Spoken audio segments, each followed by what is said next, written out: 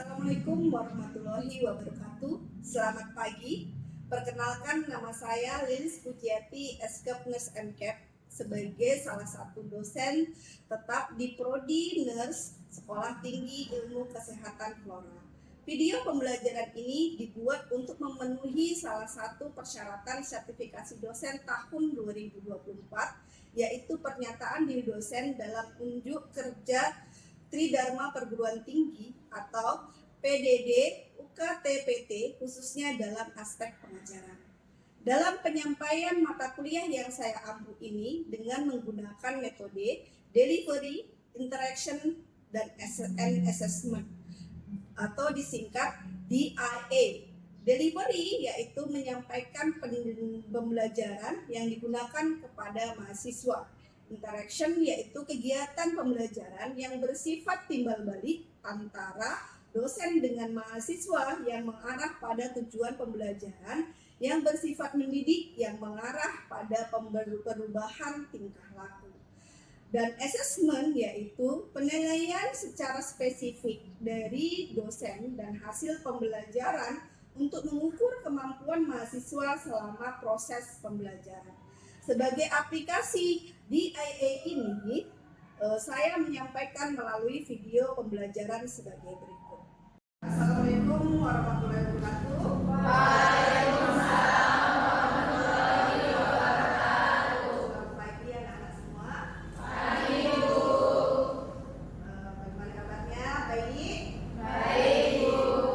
Ya, perkenalkan, nama saya Ibu Lilis Pujiati, Eskep Nurse MCAP, selaku dosen di Prodi Nurse Sekolah yang mengampu mata kuliah keperawatan kesehatan reproduksi. Ya, jadi pada pagi hari ini saya akan menjelaskan mengenai rancangan pembelajaran semester terkait mata kuliah keperawatan kesehatan reproduksi dan juga memberikan materi perkuliahan kita. Oke, bisa dilihat ya di slide ya rancangan pembelajaran semester kita untuk mata kuliah keperawatan kesehatan reproduksi. Ya, jadi ini adalah mata kuliah untuk semester genap di semester 4 ya, mata kuliah wajib. Untuk mata kuliah ini saya selaku koordinator mata kuliah ya. Kemudian nanti ada tim dari dosen pengampu yang lain selain saya. Jadi nanti ada Bu Mardias, ada Bu Elsa Rizky Safitri Matondang, ada nomor kontaknya di RPS nanti untuk kontrak waktu pada saat masuk kuliah ya. Sebenarnya bisa bekerja sama dengan saya untuk hak selanjutnya. Ya. Untuk mata kuliah keperawatan kesehatan reproduksi ini ada 2 SKS ya, 1 SKS untuk teori dan 1 SKS untuk praktek. Jadi ada 6 CP ya, capaian pembelajaran.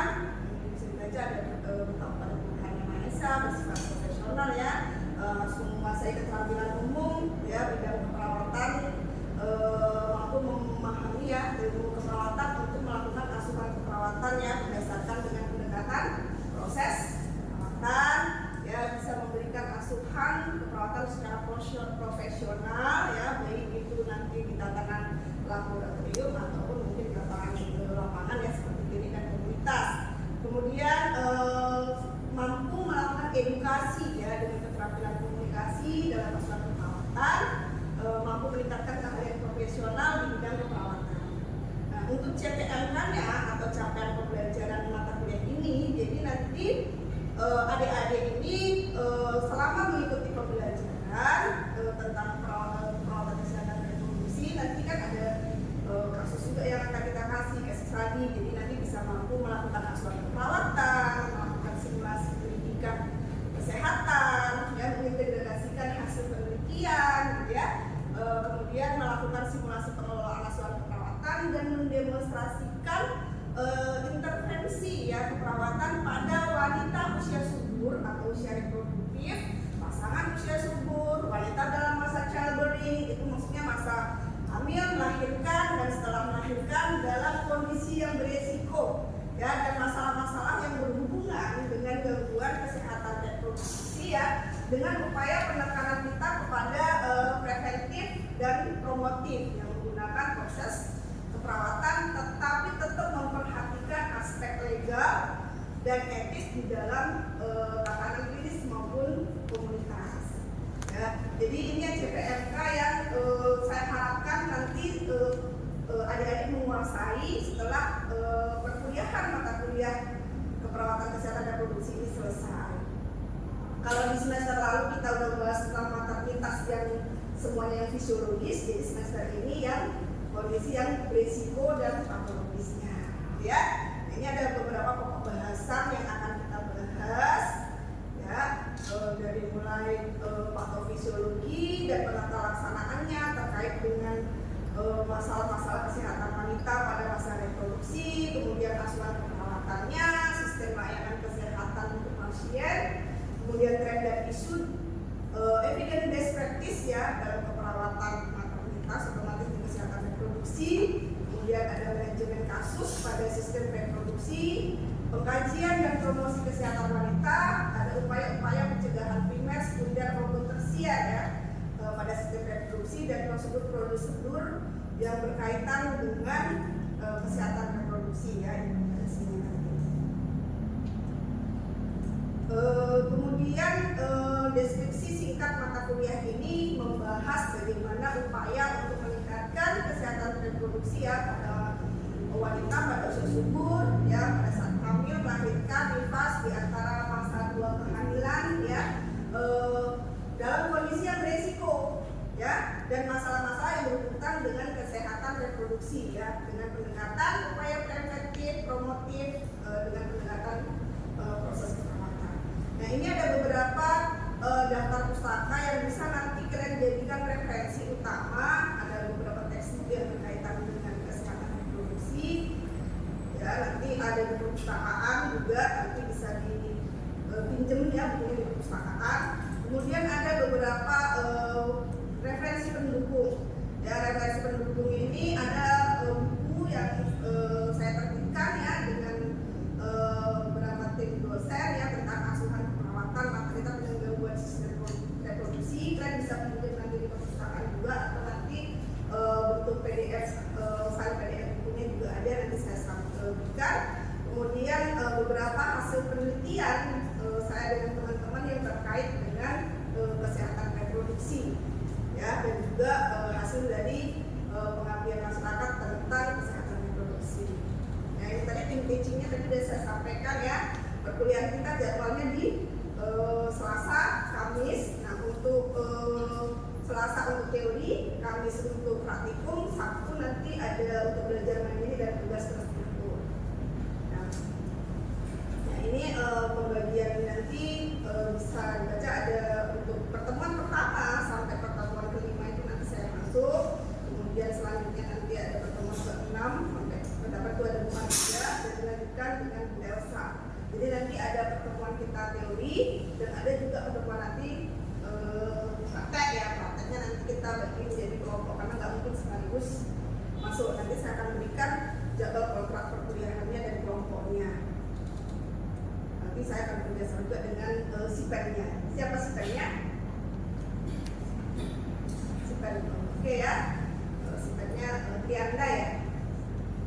Ya, ini adalah rancangan pembelajarannya.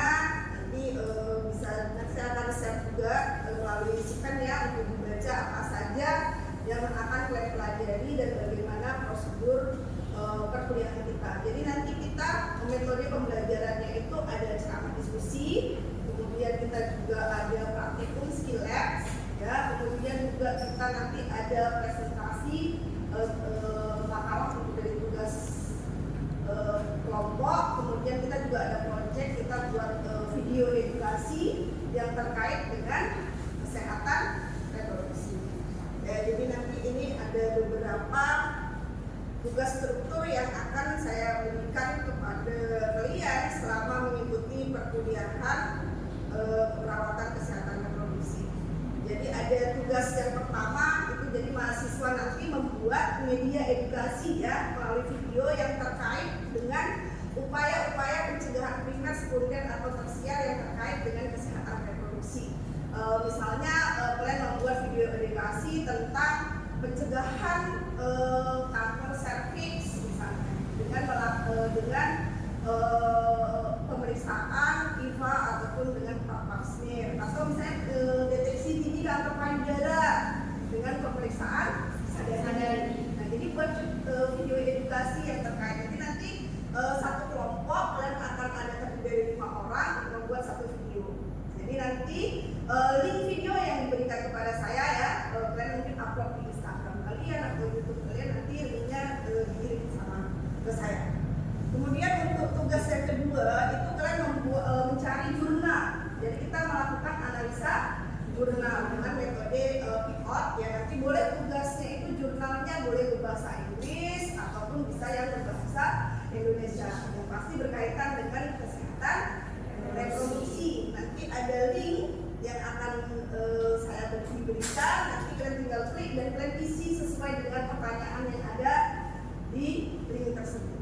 Ya, itu tugas yang kedua. Nah, kemudian tugas yang ketiga itu adalah membuat asupan keperawatan dengan gangguan sistem reproduksi sama juga 1,5 orang ya, tentang manajemen asupan keperawatan pada gangguan sistem reproduksi. Jadi nanti kalian buat figure case-nya juga supaya kalian bisa nanti kalau pada saat kalian nanti di dunia nyata ketemu dengan kasus-kasus kesehatan reproduksi pada pasien, kalian sudah bisa mengaplikasikannya karena sudah melakukan simulasi, gitu ya. Itu yang saya lakukan. Kenapa? Karena kita memang proses pembelajarannya adalah student learning center, jadi sesuai dengan harus ada peran aktif dari siswa itu sendiri, gitu ya. Lebih banyak kita akan untuk diskusi, ya, jadi bukan hanya sekedar ceramah-ceramah aja, jadi itu saja juga diskusi.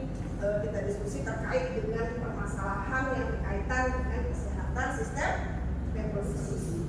Ya, kemudian bagaimana nanti evaluasinya? Ya, jadi evaluasi kita nanti ada beberapa item ya yang akan dinilai, ada komponennya. Jadi ada komponen kognitif yang akan dinilai dengan UTS, ya, ujian tengah semester dan UAS, ujian akhir semester.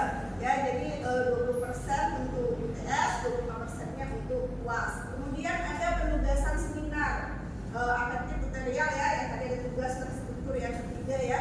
Nanti ada beberapa poin-poin dalam penilaian seperti ketepatan waktunya, kesiapan makalahnya, kerjasama dengan timnya. Jadi nanti dikonsulkan makalahnya ke dosen yang bersangkutan terkait dengan materi topik yang terdapat.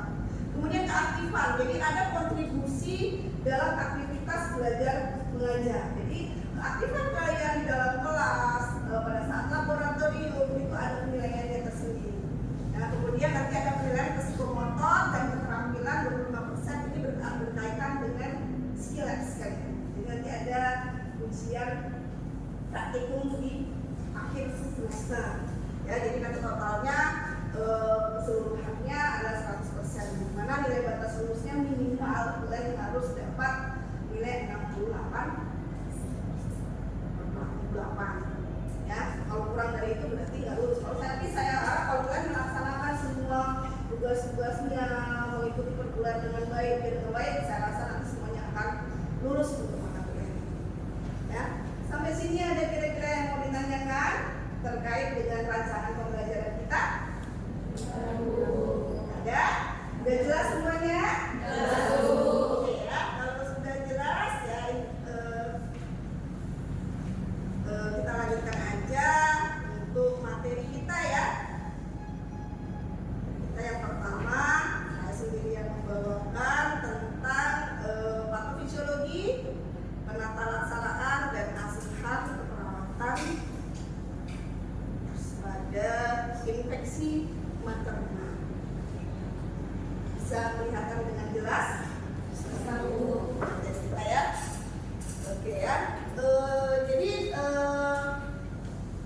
pada kesempatan pagi hari ini adalah materi pertama yang akan saya sampaikan terkait dengan infeksi maternal. Jadi nanti ada tujuan umum yang diharapkan, yang saya harapkan untuk kalian, adik-adik sekalian, bahwa saya setelah nanti mengikuti materi pembelajaran kita ini, ya, diharapkan mahasiswa dapat memahami, menerapkan dan mengembangkan pengetahuan setelah keterampilan yang diperlukan dengan penanganan infeksi maternal. Ya, dalam praktek perawatan kita sebagai perawat berarti berkaitan dengan asuhan perawatan. Nah, tujuan umum ya. Sekarang tujuan khususnya adalah nanti kalian saya harapkan bisa memahami ya definisi, etiologi dan klasifikasi dari infeksi maternal. Kemudian bisa menjelaskan bagaimana patofisiologi infeksi maternal, mengevaluasi prognosis dan komplikasi dari infeksi maternal, menggabungkan implikasi ya terapi dalam perawatan untuk wanita yang mengalami gangguan infeksi maternal. Kemudian bisa melakukan asuhan keperawatan yang komprehensif dengan proses keperawatan apa proses keperawatannya? Perawatan, intervensi, ya, kemudian menganalisis ya dan menerapkan pengetahuan melalui studi kasus atau case study. Jadi nanti saya akan juga memberikan trigger case-nya ya supaya kita bisa pelajari bersama. Oke, ini adalah definisi, etiologi dan klasifikasi infeksi maternal. Ya, jadi infeksi maternal itu adalah infeksi ya yang terjadi pada ibu ya selama baik itu masa kehamilan, masa persalinan maupun masa postpartum. Juga bisa di antara dua masa itu. Jadi misalnya pada masa reproduktif ibu juga bisa mengalami infeksi maternal. Setiap wanita yang usianya mulai menanjak usia reproduktif itu juga bisa mengalami infeksi maternal. Jadi nanti etiologinya itu apa? Etiologinya itu bisa disebabkan oleh bakteri, virus, jamur ataupun parasit. Misalnya kayak HPV gitu ya, human papilloma virus ya. Tapi ini juga bisa selain etiologi juga ada faktor-faktor resiko. Jadi ada faktor resiko perempuan yang muda yang kemungkinan lebih beresiko untuk mengalami infeksi maternal. Ya misalnya apa? Yang melakukan hubungan seks bebas, ya. Kemudian kurangnya hygiene pada bagian organ reproduksi, terutama pada masa-masa kita menstruasi gitu ya. Jadi harus jaga kebersihan selama hamil ya. Selama hamil kan juga karena perubahan hormonal kita jadi lebih banyak mengalami keputihan kan. Jadi keputihan dan korea lebih banyak sehingga area intim kita, pakaian dalam kita itu lemah. Jadi kalau tidak sering melakukan personal hygiene dengan baik, ganti pakaian atau menggunakan yang berbahan katun yang menyerap karetan itu bisa berisiko. Apalagi perempuan itu kan juga letaknya antara meatus perinatus dengan saluran reproduksi kan dekat dibandingkan pada pria. Jadi perempuan juga mudah kena ISK dan juga bisa juga lanjut ke infeksi pada organ reproduksi ya. Jadi bisa. Kemudian juga pada ibu intranatal misalnya ada luka ya selama melahirkan itu kan mau ada luka di perineum gitu ya. Perineum kalau tidak dilakukan perawatan luka dengan baik juga bisa beresiko untuk terjadi infeksi. Kemudian nutrisi, ibu-ibu yang kurang nutrisi juga bisa ya, kurangan nutrisi ya. Jadi masih intinya semua harus dicegah jangan sampai kita mengalami infeksi maternal. Jadi infeksi maternal itu tadi bisa terjadi pada masa kehamilan, bisa juga pada masa periode intranatal maupun pada masa postpartum ya. Kemudian ini patofisiologi dari infeksi maternal ya. Jadi mekanisme infeksi ini, jadi infeksi dari baik itu bakteri, virus atau parasit itu bisa masuk melalui organ reproduksi atau bisa juga melalui ibu ya. Dan ini juga bisa berdampak nantinya ke janin. Gitu. Kalau ibunya lagi hamil misalnya ya, infeksi yang terjadi pada ibu juga bisa berisiko kepada janin. Jadi masuk ke dalam tubuh, pertahanan tubuh kita tidak mampu untuk menangani infeksi dan dia bisa menyebar, menimbulkan reaksi radang ya dalam tubuh. Makanya biasanya ibu-ibu yang mengalami infeksi maternal itu sering mengalami demam. Ya karena apa? Reaksi patogen di dalam tubuh. Ya ada infeksi, peradangan, proses inflamasi di dalam tubuh bisa memicu untuk terjadi demam. Kemudian selain demam, ibunya juga bisa lemah, letih, lesu, nggak selera makan, gitu ya. Nah, itu juga bisa mengakibatkan gangguan, apalagi kalau lagi hamil, gitu. Lagi hamil, ibunya juga lagi hamil, ibunya juga bisa karena infeksi itu mengganggu perkembangan janin, gitu ya. Jadi dampaknya infeksi itu bukan hanya pada ibu saja, tapi juga terjadi pada janin yang sedang dikandung kalau infeksinya terjadi pada masa kehamilan, ya. Tapi bisa nggak kalau masa postpartum ke bayi, misalnya ibunya mengalami infeksi maternal tapi terganggu ke bayinya, bisa nggak mungkin?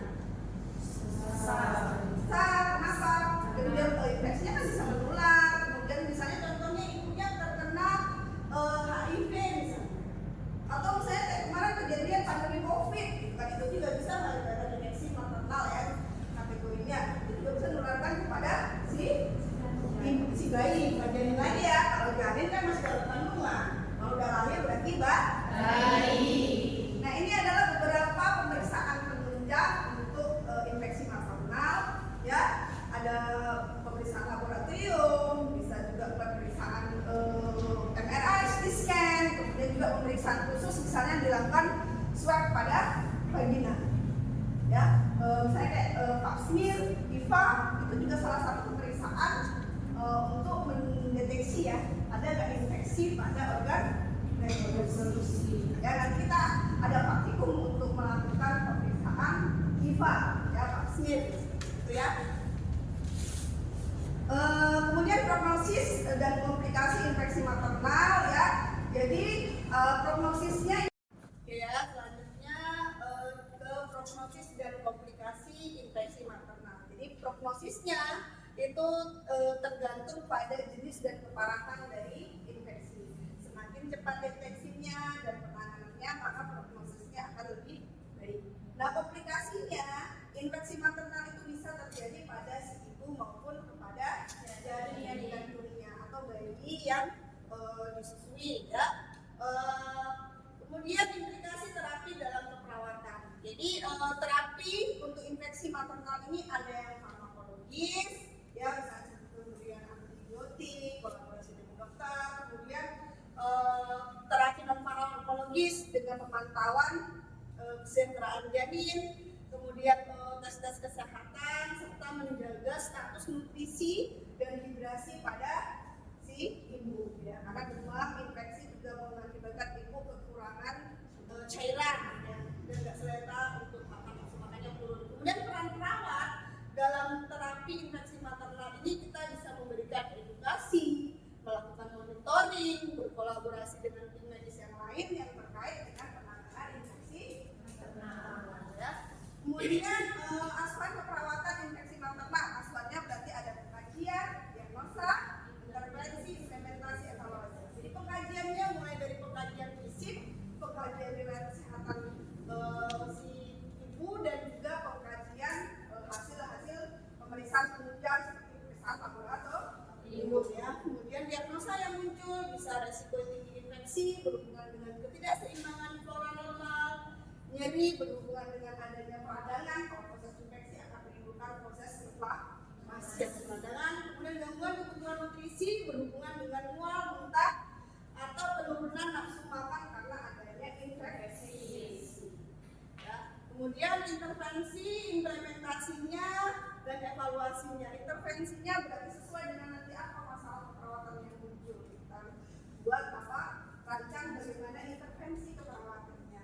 Ya mungkin dengan melakukan pemantauan, monitoring, kemudian evaluasi, edukasi dan nanti akhirnya diimplementasikan dan kemudian kita evaluasi bagaimana respon terhadap terapinya, kemudian memantau perkembangannya dan menyesuaikan rencana tindak lanjut ke perawatannya. Nah ini saya kasih contoh figure case tadi ya, wanita berusia 32 tahun, ya ini baru melahirkan normal, secara normal 2 hari setelah keluar dari rumah sakit ada keluhan lemah, menggigil dan mengalami demam tinggi, juga mengeluh nyeri hebat pada bagian bawah perutnya dan lohea berbau tidak sedap. Jadi setelah melahirkan si pasien itu juga mengalami kelelahan yang berlebihan. Nah, menurut kalian kira-kira apa sih yang mungkin terjadi, penyebab apa pada si pasien ini? Kira-kira penyebabnya apa ini kondisi pasien ini? Oke.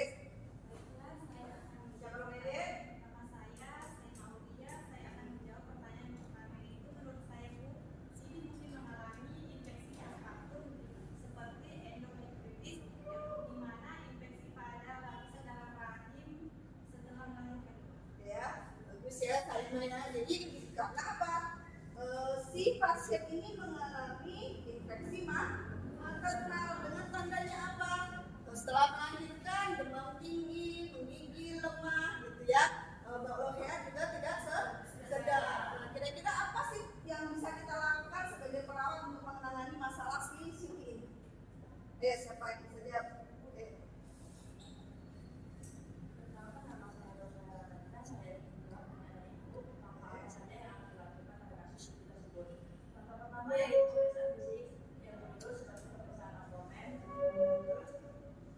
Pemeriksaan yang mengevaluasi kemungkinan dan mengevaluasi kekerasan, dan terus dengan pemeriksaan laboratorium mengecek darah dengan melakukan tes darah lengkap dan kultur darah.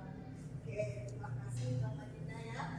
Jadi apa sih langkah-langkah yang saya ambil untuk menangani si pasien gambarnya udah bagus.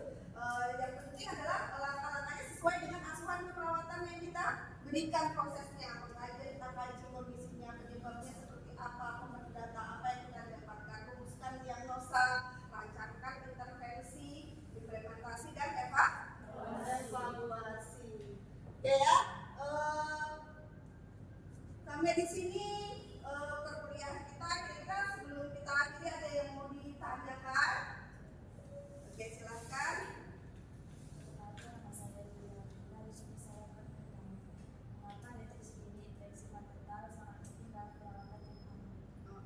Kenapa deteksi dini infeksi maternal sangat penting pada ibu hamil? Ya, memang sangat penting ya deteksi dini. Karena apa? Supaya mencegah komplikasi lebih lanjut pada ibu hamil, yaitu misalnya ke janinnya, misalnya jangan sampai janinnya mengalami prematuritas, lahir sebelum waktunya, atau nanti lahir dengan berat badan rendah. Karena kalau terjadi infeksi maternal pada ibu yang sedang hamil, ibu jadi tidak nafsu makan, mengalami dehidrasi juga, mengalami proses infeksi juga, akan mengganggu kesehatan si ibu dan juga akan mengganggu pertumbuhan dan perkembangan dari janin. Oke, saya rasa kita akhiri ya pertemuan kita. Tapi sebelum saya akhiri, saya mau absensi dulu ya. Oke, Anggun Aulia, Cici, Dini, Lydia, Mirja, Mutiara, Nurkalija, Rizka, Robi, Umu, ya Dita, Depri, Khadijah. Ya datang semua ya hari ini ya. Oke, baiklah, terima kasih atas kerjasamanya, atas waktunya mengikuti perkuliahan kita pada pagi hari ini. Saya akhiri sampai